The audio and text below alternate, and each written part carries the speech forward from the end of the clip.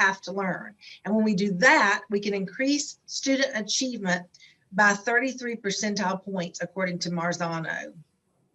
And Louisa Moat says that vocabulary instruction is the most significant practice for at-risk students. Lack of vocabulary, which she calls word poverty, is one of the main reasons for achievement gaps in schools, because students need to know 95% of the words that they hear and read in order to really comprehend. And so we have to provide explicit, consistent, and pervasive vocabulary instruction. I love that word pervasive. It just really paints the picture of what we mean about vocabulary instruction being across all grade levels and all content areas.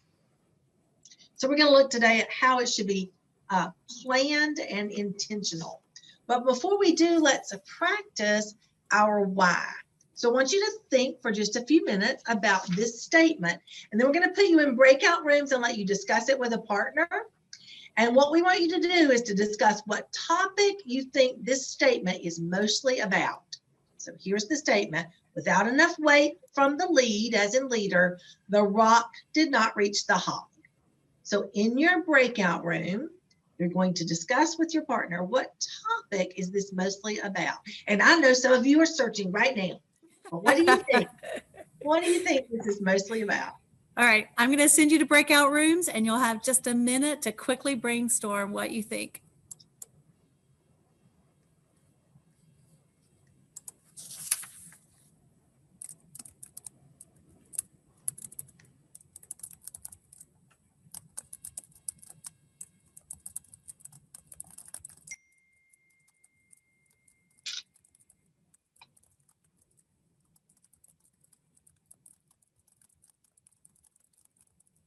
Deb, did we give you a breakout room?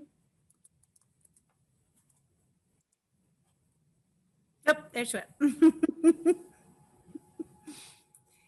And I've just admitted Beth. So, Hi, Beth. Hi, Beth. Oh, wait, she's not there yet. Yeah. There we go. There's Beth. Hi, Beth. Hi. You're muted. You're muted.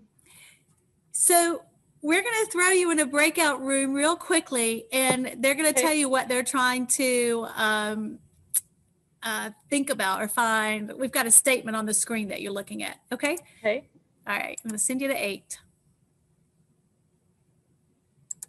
And I say join. You just say join. Mm-hmm.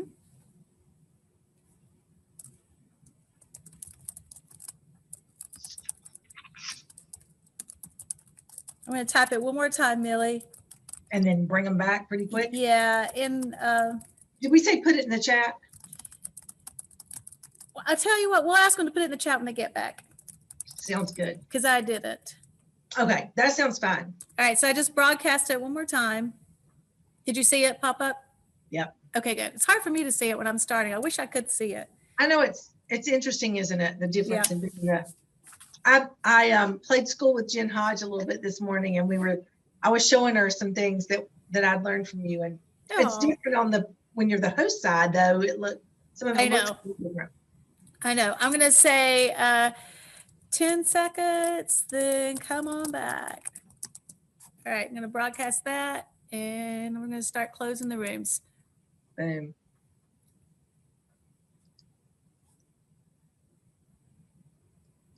And now you can ask them to put it in the chat. Okay, as you're coming back in, if you'll just pop into the chat what topic you think this statement is about.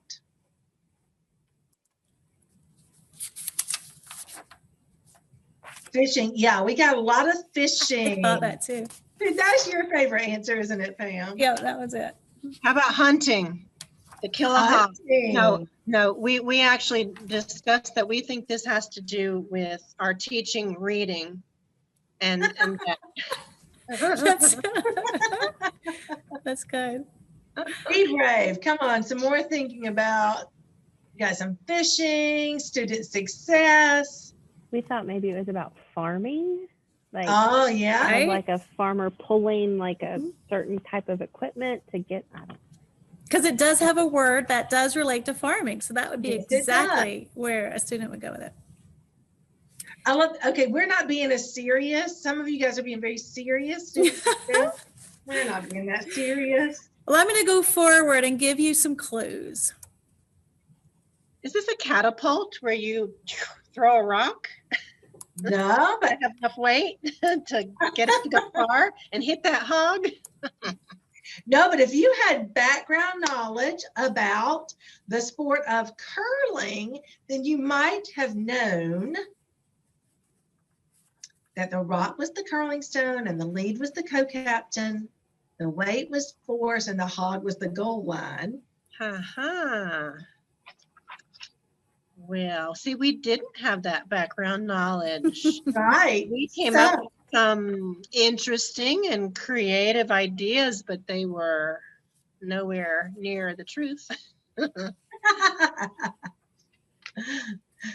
Melissa, I wish I could take credit for this. I got it somewhere else, but I thought it was super fun and a super fun way to share the understanding that sometimes vocabulary, I mean, those words weren't hard words, right? Mhm. Lead, rock, hog, those are not hard words, but without the background knowledge, we don't know what it says. So here's how it would translate. During a, Sorry. I'm sorry. From Is that you, Pam? one of the No. Oh, is it someone else? I can mute them. Sorry. I thought it was you, Millie. No, not me. Okay. During a curling competition, the co-captain did not use enough force for the curling stone to reach the goal line. So that's what that sentence actually said for those of us who didn't have the background knowledge to follow it without that little bit of help. It's interesting putting ourselves Yeah. in the place with students, like where they're sitting sometimes and having no idea how to put these words together. Yeah, that does remind me of that. You're probably referring to the baseball study, Leanne, I think. That one that you're talking about. Yeah, background knowledge is so important. And you know what I just realized, what this made me realize, Millie, a lot of times I'll ask a question and my students will give answers based on something like we learned before, but it has nothing to do with what we're doing now. And I'm thinking like, why? Why are you doing that? Just think here. What are we talking about right now? It has nothing to do with that. Well, that's kind of what me and my partner and I did. We're talking about reading and vocabulary. So we interpreted the whole thing from that perspective. Yep, so it's all about your background knowledge. Isn't it? Yeah. So our first learning target, I can identify at least one reason for providing vocabulary instruction. We're going to give you a moment now to respond and tell us the why that matters. So I'll give you your task and Pam will tell you how you're going to do it. So we want you to record the why that has the greatest impact on your thinking about vocabulary instruction. So this is your turn to practice. So you're going to see a green bar on your screen that says Pam Johnson is sharing her screen. And to the right of that, it says View Options. Click View Options, and you should see Annotate. And click Annotate. Then you'll want to choose the T. And once you choose the T, you can place your cursor and you can start putting your Y. Now, before you move away from it, you're able to correct it. But if you need, and you're also able to clear it, but I can also move them around. So we'd like for you to practice by putting your Y using the text annotation. And if you can't find it, just let us know.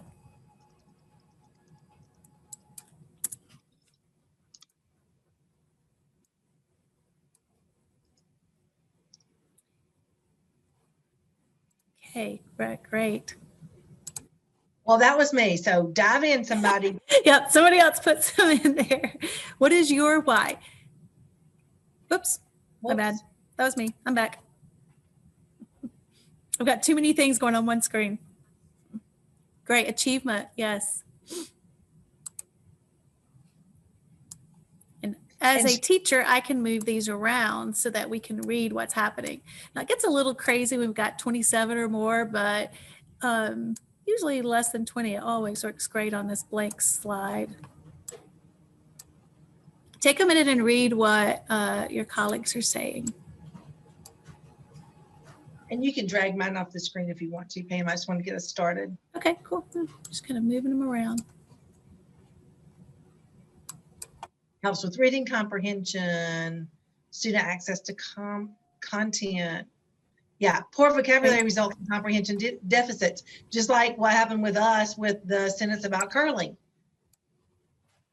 When we were thinking it was about fishing, think what kind of impact that could have had if it was a passage that mattered and wasn't just for fun. And I also like seeing a lot of those about success. It's super important, I think, to always make them feel like I can do this instead of just being quiet. That's why we're letting you practice today too with us, so you can feel successful if you want to try using these tools, the Zoom tools, for engagement. Okay, great. Confidence. This is the first time I've seen this Zoom tool, Pam, so I'm really interested in this. Good, good. And you know, one of the best things to do Fabulous. is let's practice it. And so like you're seeing the instructions I gave you or the instructions that you would give your students. They would say, Miss So-and-so is sharing her screen, and then they click view options and annotate. And in case you're wondering, as not the presenter, I mean, you may have noticed, you may have tried it, you can't move each other's sentences. You can't even get back to your own. Yeah, I have kind of complete control here. As soon as you press the send, as soon as you let me have access to it, you put it up. Okay. All right. Now, one thing I'm going to do before we move, Millie, I'm going to go save. So one thing that you can do is students have put some feedback. I'm sorry to cut you off, Millie, I forgot. So I'm going to click save, and you can do that as well on your annotation toolbar to the right. If you have something that is put up as a tutorial, you can click save and save it as a PNG, which is an image, or as a PDF. So I'm going to hit save on that before, and then I'm going to clear or move on and clear it. Pam, how did you make the sentence appear in the breakout rooms? Okay, so in the breakout room, there's a broadcast. And when you've got your breakout room at the very bottom, it says broadcast a statement. And so you can type whatever and broadcast that across the board. So good questions. All right, so I've got a copy of it. So don't panic when I clear them. I'm going to clear all our drawings and then we're going to go forward. And then Pam, this is also something you need to turn on, right, in your settings in Zoom. Yes, it is. Let me click present again. It is a setting that you turn on in Zoom. So just click on your settings and kind of scroll through and you'll see that it allows for annotations. How did you clear it? So notice the clear on your annotations bar. As a presenter, Oh. I can clear everyone's. I can clear Okay. my own, I can clear all, or I can clear just the students. Where you can only clear your own. Yes. So when you have that in the settings though, for the annotations, do you have to do something as a presenter to turn it on before the kids can actually annotate on the page? No, it's actually active, but what a good note is I can go and turn it off. So even though it's active, if I want to take a break from it, let's say I've got a few people who are just kind of drawing squiggles for me, Yeah. I can turn that off right now while we continue to talk. And then I can turn it back on when I want you to respond. And you can also have it set where anybody who joins can automatically share too, and you don't have to make them a co-host so they can share their screen. That's a good tip for Zoom too. It's nice. Now, where did you get the background? Do you make like a Google page and then use a Google slide page? So that's a good question. You know, Millie and I right now are, let me just escape so I can show you. I am presenting, and so she's on the what. And so in order to do annotations, you have to be sharing your screen or you have to be sharing a whiteboard. So now I'm sharing my screen, but just to make it bigger, I'm in the present mode. And Pam, FYI, you're living technology better. We can see that too. You can see what now? Oh, sorry. A little pop-up. Yeah, your little pop-up. So we're going to move to the what, and we're going to talk about what are the characteristics of effective vocabulary instruction. So we know that we want to provide vocabulary instruction in context and teach words that are central to the topic of study so that we make it possible for children to understand what they read and hear during the unit of study. So let's take a look at, we're actually going to be looking at 8 characteristics of effective vocabulary instruction. But while we do that, here's what we want you to do. Oh, go ahead, Pam. Pam's going to go over a new tool in the annotation. It's feature okay. for We you. just have one more thing while we're practicing. We wanted you to, it's annotating on the screen. So again, click on View Options and Annotate and click Stamp. And we want you to use a couple of the stamp options to give us feedback as Millie goes through these characteristics. So the first one is use a check when you see a characteristics that's easy for you to integrate. It's something you're already doing.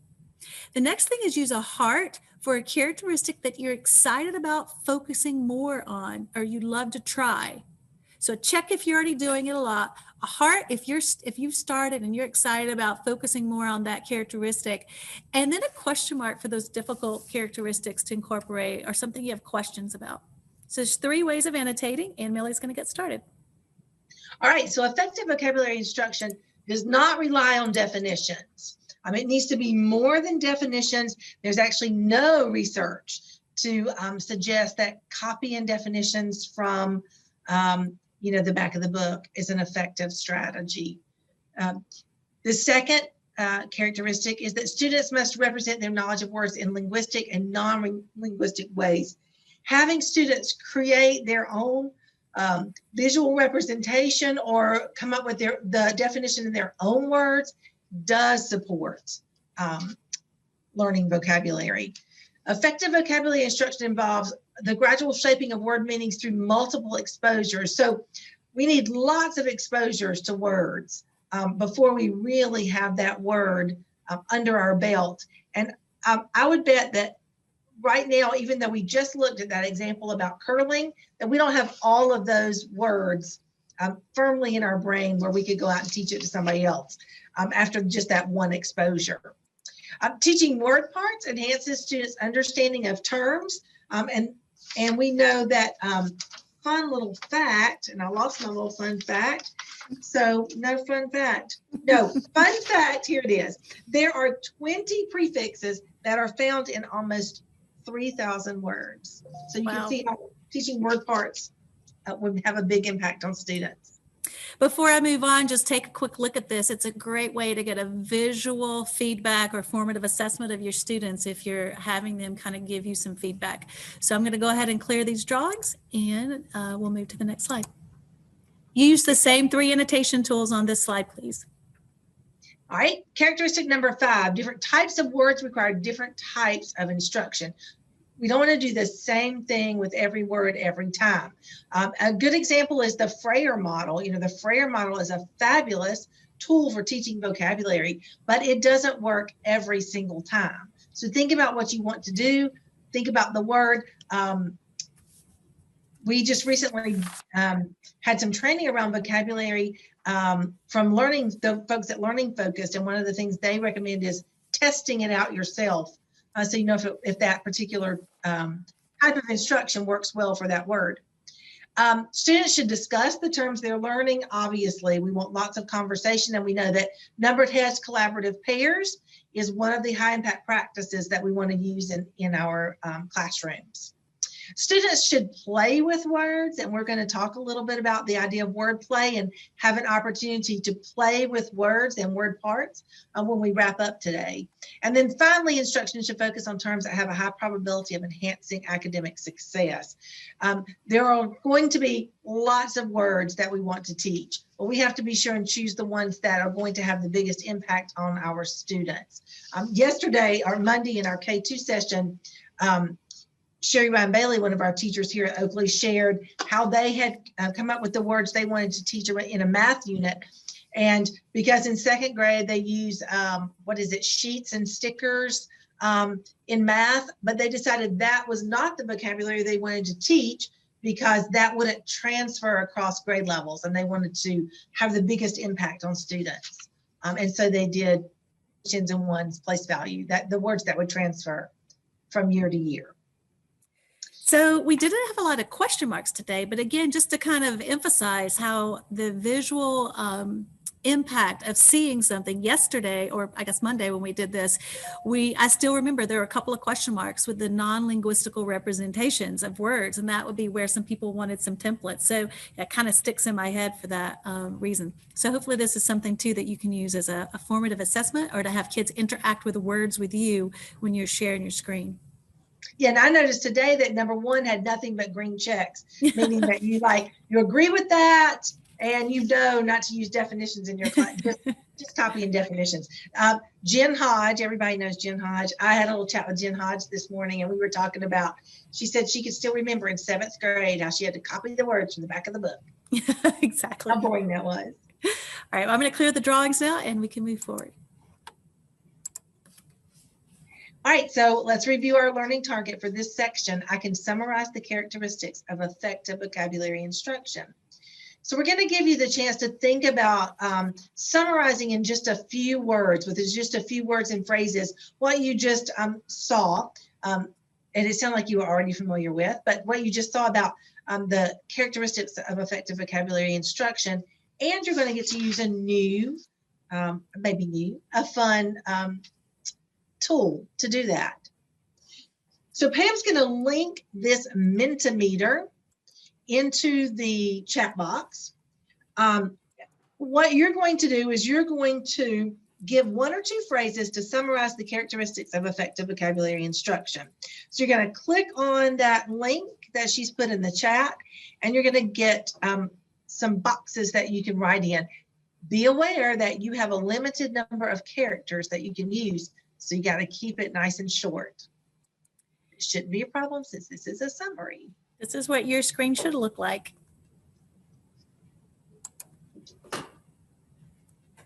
And I'm going to take us to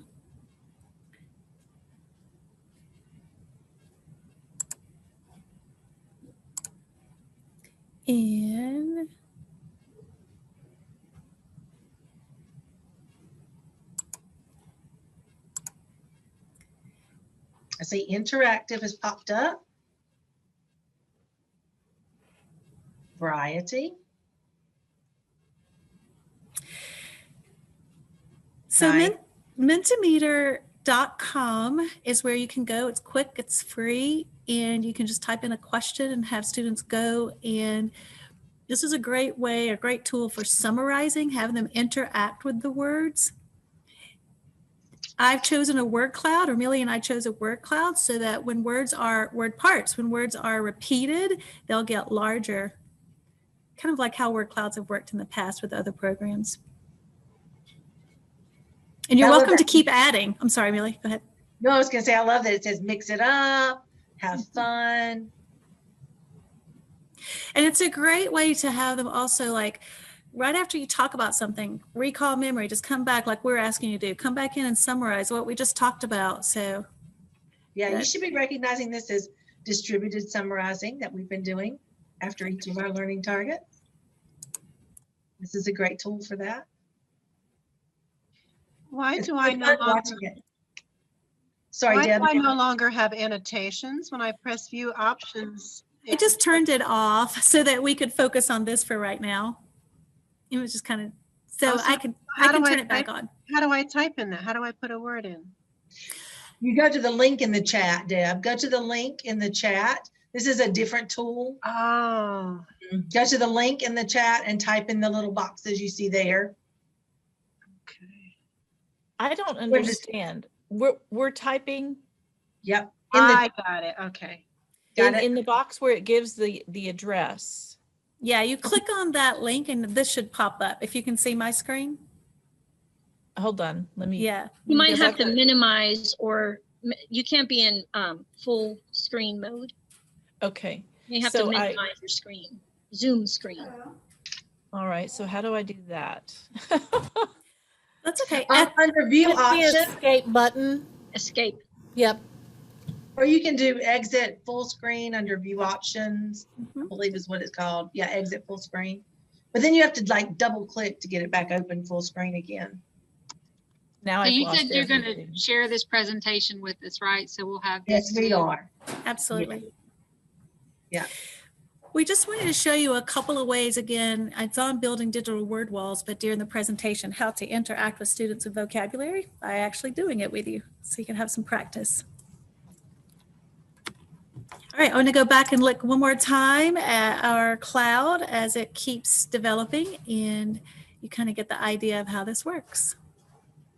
So I'll go back to our presentation, Millie, unless there's something you want to point out.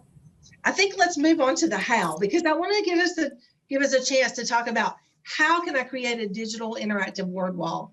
Yes. So vocabulary, one effective strategy for vocabulary instruction is using interactive word walls. They are especially effective. And so we want to look at some of the things that we have in interactive word walls. So the first thing about an interactive word wall is that it shows the connections between words.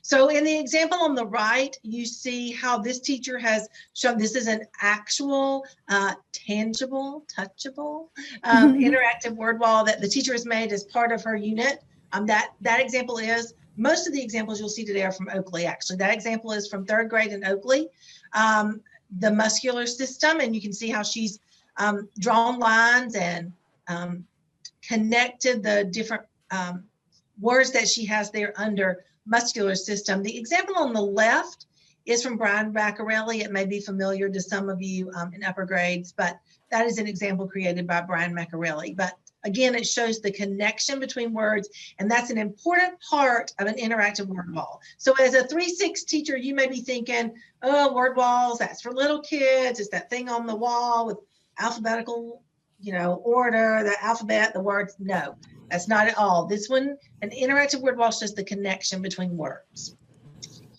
Okay, the next thing is that interactive word walls are real world examples. And Pam, did you do volume? Because so the first one's really soft. And if you can't hear it, when I start, let me know and I'll reshare it real quickly. Do you want me to do Christian?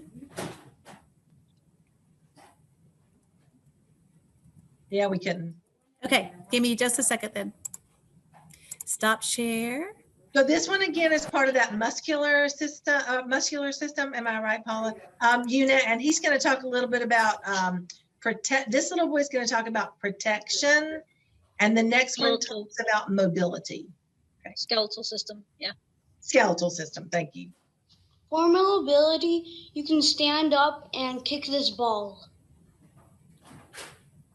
This is an example of protecting. This is an example of protecting, is what he says, in case you couldn't hear me. So the idea in an interactive word wall is that my bad. It's got real world examples. I know they're cute. You want to listen to them over and over. Yeah, they have real world examples. We want kids to connect the vocabulary words that they're seeing and learning about the real world examples. So when we're in K2, the K2 one that we did on Monday, the example was from a math word wall. And in case you didn't know, the end of an unsharpened pencil is a hexagon. So that's a real world example, right? So real world examples. So those are two pieces of interactive word walls. The third piece is that today we're looking at digital interactive word walls. And so again, this is an example. This one is from 5th grade at Oakley. And you can see this one is about the traits, physical characteristics, or behavior, and he's done inherited traits and learned traits. And this one really has all three things. It's digital. This is from Google Classroom.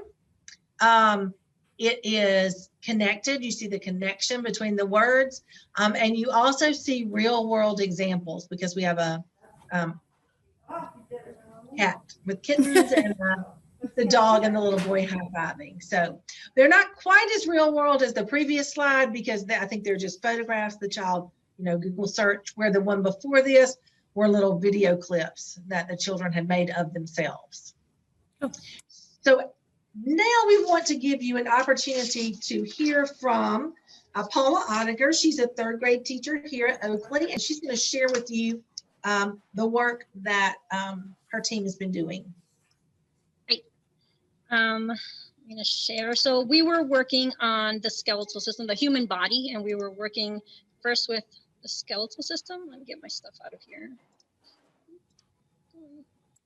And the way we began, this was at the end, we started making our word wall at the end of learning about the skeletal system. We had done a lot of hands-on stuff with skeletal systems. So we've learned all the words, we've talked about the words. So then it was time to build our word wall. And I used a Jamboard to do this because I wanted to see, and this is the Jamboard I shared with them, I wanted to see how the kids connected the words, how they were making connections to the words. So what they needed to do, the blue were ones that I set up. So I started out by saying, you know, we're talking about the skeletal system, and then we drag an arrow because the skeletal system is part of the human body, and the skeletal system is comprised of or made up of different things. And, you know, I kind of set it up for them. So I gave them a little direction of where we were going.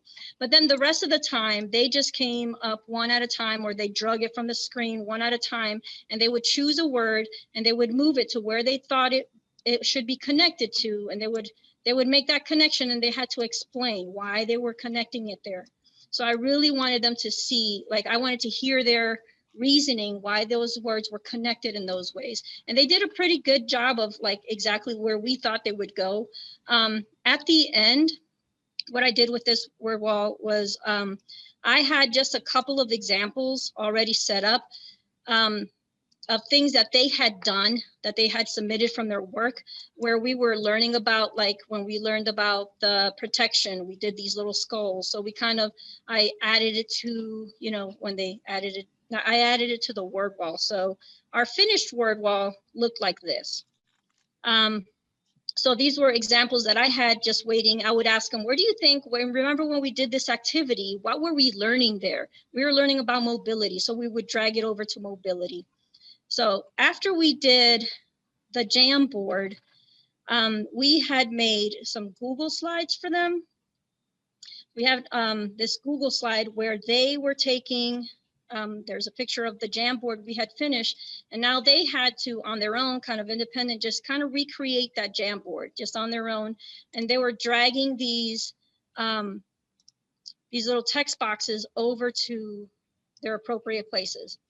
So the neat thing, one of our, some of the things that we wanted them to go a little deeper and give us more examples of, and like kind of share their work and their thinking a little deeper in, we linked. So like if wherever mobility, whatever was in this box would take them to, it was linked to slide number 9. And here they were going to put in their work. It could have been something that we did in class together, something, an example of some work that they did. They could also just search an image or use the camera, take a picture of something. I also use the Canvas app. If you haven't seen the Canvas app, it's just a Chrome app. And what it is just a blank canvas, and it has different tools that the kids can draw with. And then they can save their work. They can, they click on the 3 little dots over here and they save it as an image. And then they can upload their image into the Google slide. So that's the Canvas app. You can play around, you know, little tools, different colors. Another one that I gave them the next time was called Auto Draw, which is another canvas. And it has different tools that they can use, text boxes, fill in. The neat thing about Auto Draw was the Auto Draw part. Like this is a regular, this pencil you can draw normally with. This one, it has intuitive drawing. So for those kids who don't really, they say they can't draw, I really don't, you know, I'm not a good artist and things like that. Well, they could kind of start sketching what they thought. And what Auto Draw does is starts giving them examples up here of what they like, were you trying to draw a heart? And they can choose one of those. And then this one you can also, they can download and then they drag it into their slides. So I gave them the option to use one of the Canvas apps to draw. They could draw on paper and take a picture.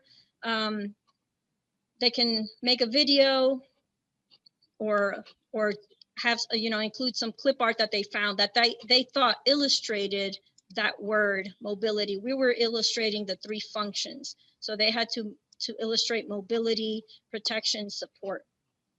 Our Hey, finished, Paula, I have a question. Yeah. Before you move on, we're on the fifth slide there where you have those little icons. Is that a clickable thing that takes them to inserting, or is that just to alert them that they should insert an image? no, if this doesn't insert, it's just telling them Okay. directions to like go to insert Okay. and then click on image, and then they're going to click on the little. Got it. you know, Okay, just checking that you didn't have some cool new thing that I didn't know about. Yeah, no, those are just like step-by-step directions. Most of them Okay. by now know how to do this. This was a little earlier on where some of them needed step-by-step. So we gave them some picture images to tell them what to do, what to click on. Thank you. Yep. So their finished work, here's the Jamboard again that we completed together, and they moved their words. And again, those three boxes, those functions that we wanted illustrated are connected. They just went on to the next slide. And so here's some of their finished examples of protection. Some of them chose to draw some pictures, some clip art. Here's mobility.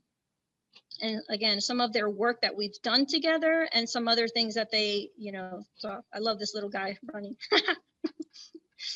And then I had some that did a little video that he figured out how to upload the little video. I don't know if it's going to show. It's probably not going to show if it's not in present, right? There we go. Can you hear it? My bones support my body so that it has a shape, because if I didn't have bones, my body wouldn't have a shape. It would just be like this floppy shape of muscles and skin and organs, not able to move.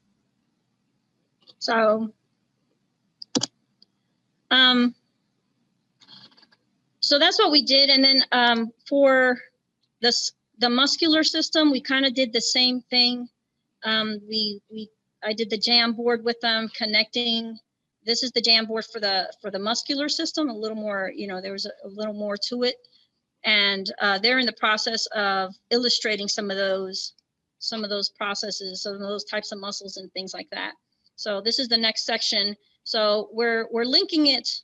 I used Pam, the slip and slide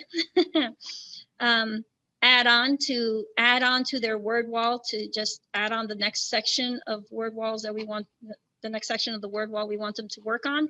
And we keep it in our science classroom.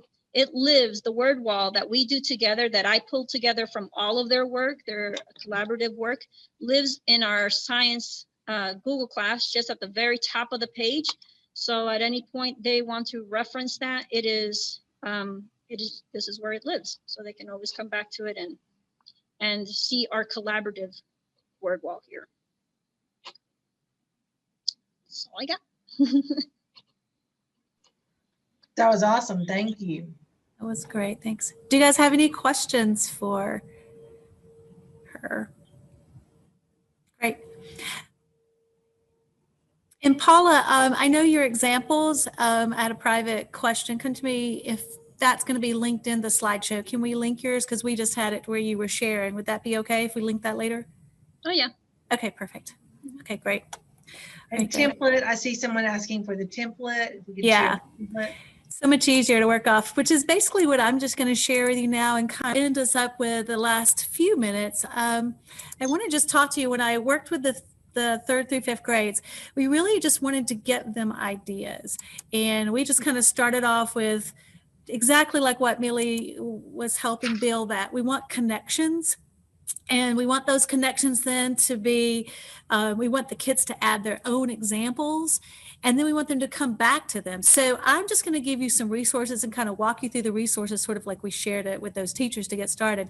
I did add this slide because Jamboard was not something that we use it a lot, but we've not shared that. That was Paula. Paula and her team then kind of went off. They are the artistic and just kind of creative group and did a lot of stuff there for you guys. So it was wonderful. But I thought this was really good. You can, if you're new to Jamboard, you can take this little image and just use it in your classroom to help the kids get started, so you're not having to explain all the tools. The next thing is we had Brian Macarelli. He met and we did breakout rooms, and he showed a lot of Google Drawing. And that was one of the things that Millie had showed you examples. So here are some templates. And before I go too much further, I'm actually going to go to the chat and give you a copy of our slide presentation before I forget. Let's see if I have it saved. So it is a bit.ly, it's bit.ly. And it is 3.5 word wall. So let's see if that goes through for you. If it doesn't, I'll pause in a minute and copy it again, but we just want you to have access to these templates to kind of get you started. All right, so Google Drawing is a way for you to kind of look at how to connect it. Now you could also, just like I loved how Millie started with, you've already got something that the kids are doing in person and you're doing it with string and Post-its. Take a picture of it, put that picture on the top of your Google slide, and then you can start linking the other slides of where the kids then would give their own definitions. A couple of other things that we looked about how to make connections were Sketchboard. And again, these are just new tools, just like she was sharing Auto Draw and Canvas. If you're looking for something, I'll show you a couple of the positives. Sketchboard is awesome because it just easily lets you have this huge canvas and you just keep adding to it if you really want to show just connections with those words. And so like once I had this done, I could just move these around and it holds on to that little connecting arrow. Whiteboard.chat is great because it allows you to quickly add in just a voice if you want them to use it in a sentence and or to practice saying it, and it allows you to add video. So there's a lot of extra things that you can do there as well. And then some Google Slide templates. I'm going to show you the templates that we use, but these are, again, are some other ones that we found. This one actually has some Spanish with it when you click on that and you get that link. So let me just go in and show you what we started out with them. So we started with something like this, and it was basically just a Google slide. And just like Paula talked about, we created the slides and you might start and link them. And I would go ahead and show the kids, this is 3 through 5. I would show the students how I linked them. Now I'll show you too, if I put this in present mode, then it's interactive. And so the idea was we're going to give the kids their own copy. And in their own copy, we're going to let them go through and build these definitions. So this top page is new. This is sort of like a landing page. So if I wanted inside this Google slide deck, I wanted multiple, topics that we were going to do. So I'm going to do one on food chain, and I'm going to do one on the water cycle. Then I would link that to where the food chain starts, right? Which would be here.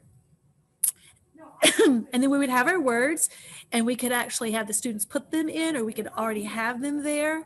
And then those would link to the slide that's got that word on it. And then this would be another example of how you could get them to give you input about that word. You want audio or video or a synonym or sentence. So again, just kind of overviewing how we started with them. And Paula again was showing you how you linked it. I made these little links, and you're going to get this so you can see it. I made these little links too. So when you click on something, let's say, let me choose something a little bit higher. Let's choose this one so you can see it pop up. So notice how it goes to slide 3. If you haven't ever linked before, so I'm just going to delete this one. I'm just going to remove it. Once I have the link, I'm just going to click the link. And then instead of posting or pasting a URL, I click on the slide, and then I come down and just link it to whatever slide that I need it to go to. The other thing that as a tool that we'll put in these slides for you, or if I think it's already there, is slip and slide. So let's say I've got these words and they're wonderful, and I've already got every kid, they have their own set of slides that they're building. But then I find another word. We like, oh, that's also part of the food chain. We want to add it. Slip and slide allows me to send a slide and force it to go into all of their different copies. So it's a Chrome extension. And the last thing I just want to kind of show you, as far as you're looking and give you some ideas. Again, all of these are on the slides for you. I even threw in some things like how to, make your background on your slide, and some templates, Bitmoji templates, if you haven't been doing those. So in this one,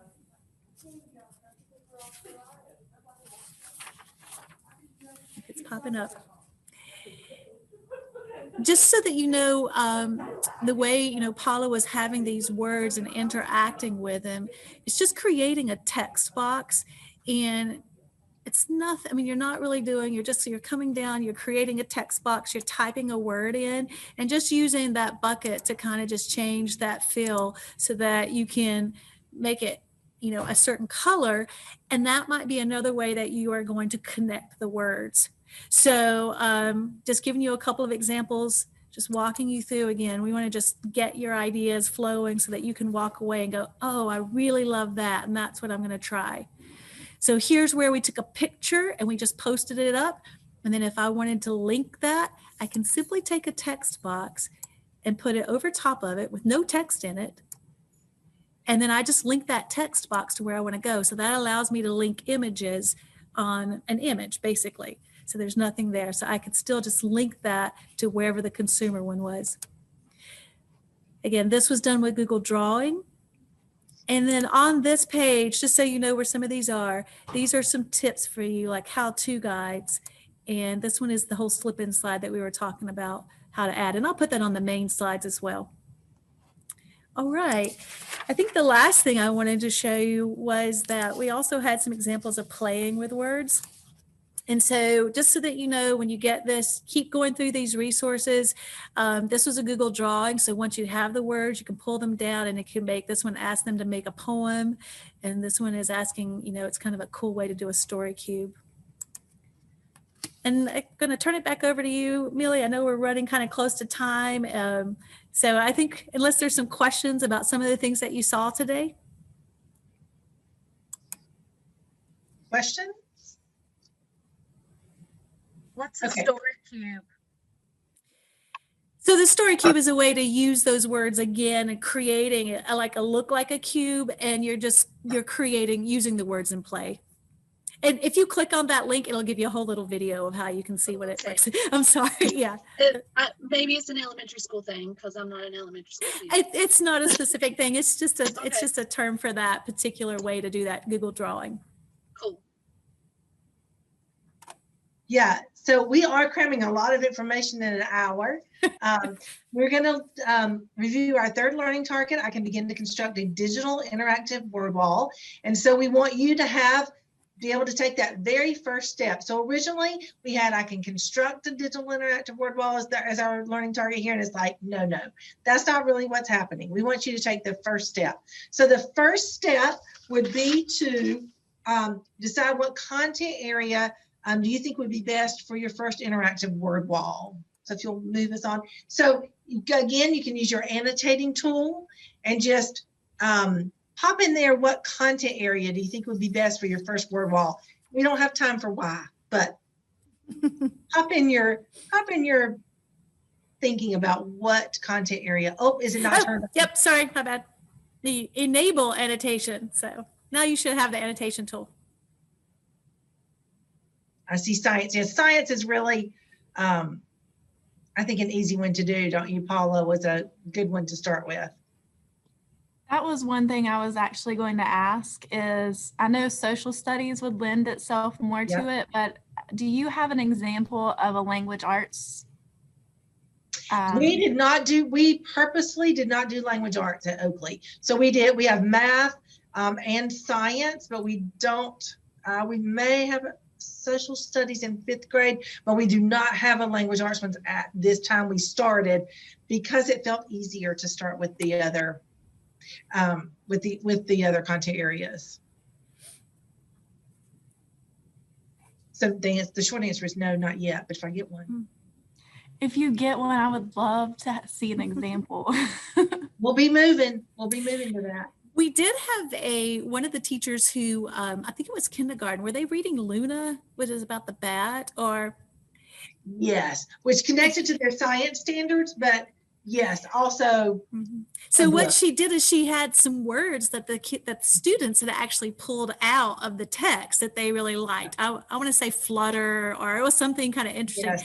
And so what they ended up doing was saying that motion, words that were connected by motion. So she had to find the connecting word, but then they would find words in the text that they thought wrapped around motion. But that's the only example that we really had, I think. Geometry is a fun one. We have an example from first grade about geometry. It was really fun to show the connections and also the real world examples. Kids took pictures at home and they videotaped themselves describing their real world examples. So that one was really fun to do. Okay. Okay. Diversity, traditions. Yeah, wit and wisdom is so loaded with vocabulary and it's linked vocabulary. So that's good. Again, we were focusing on making those connections between words, which is one reason that the content areas lended themselves better. The other content areas. Financial literacy. There you go. See, the connection then would be the financial piece of it. All right, we're going to take a minute and play with words. So we know that playing with words is a characteristic of effective vocabulary instruction, and so are teaching word parts. And so what we want to do as we wrap up here is we want you to, in the chat, we want you to create a word that describes you, but it cannot be in the end a real word. So it can be a real base word, and you're going to include at least 2 affixes that are real. On the left, we have most common prefixes, on the right, most common suffixes. And again, your base word can be real, but your final word needs to be a created word that describes you. So I'll give you just a minute to do that. I'm going to pop one in.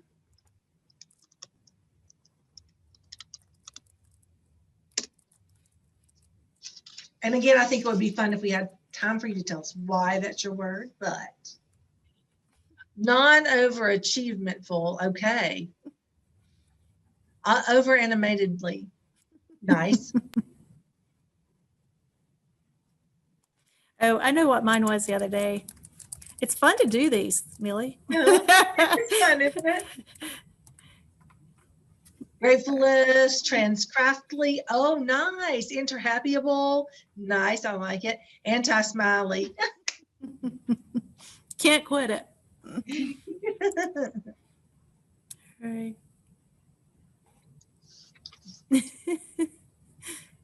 I got some, let's see, Karen, yours went just to me, but I think you meant to send it to everybody. Like sometimes in the chat too, when you're sending a private one, it kind of hangs in there, but yours is really good. So you got to put yours in to everyone. Lovinger, enjoyable, sub-paperness. Okay. Yeah, there you go, Karen. Love it. Semi-coffeeful. That's hilarious. Yeah, these are fun. I think they're really fun to make. They are. Like, wait, I'm going to change this and add this. They're fun. But yeah, playing with words is fun. So we do want to show you, oops, did we lose our? We do want to show you really quickly some of the high impact practices that we use today in our time together. We interacted with our learning targets and associated vocabulary. We had a posted agenda. We incorporated SEL into our work today. We used distributed summarizing. We paused each time after the learning targets and had the opportunity to write, even though it was tiny writing today. And of course, vocabulary instruction in itself is a high impact practice. And we provided multiple exposure to words and the opportunity to play with words. So our next slide is going to give you the exit ticket and the My Learning Plan link. I think we probably all learned this by now, but you fill out the exit ticket and then wait patiently for the My Learning Plan link to pop up. And I'm going to put that in the chat too. Whoops. Yes. If I quit clicking around, being too quick. Let me put that in the chat just in case you didn't successfully get it open. So I'm going to put the My Learning Plan in first. And then I'll also in just a minute put again the links to the slides. And once you do that, we'll get some follow-up. So if there's anything that we didn't cover, something that you need some clarification of, feel free to put that in the exit ticket and we can follow up with you.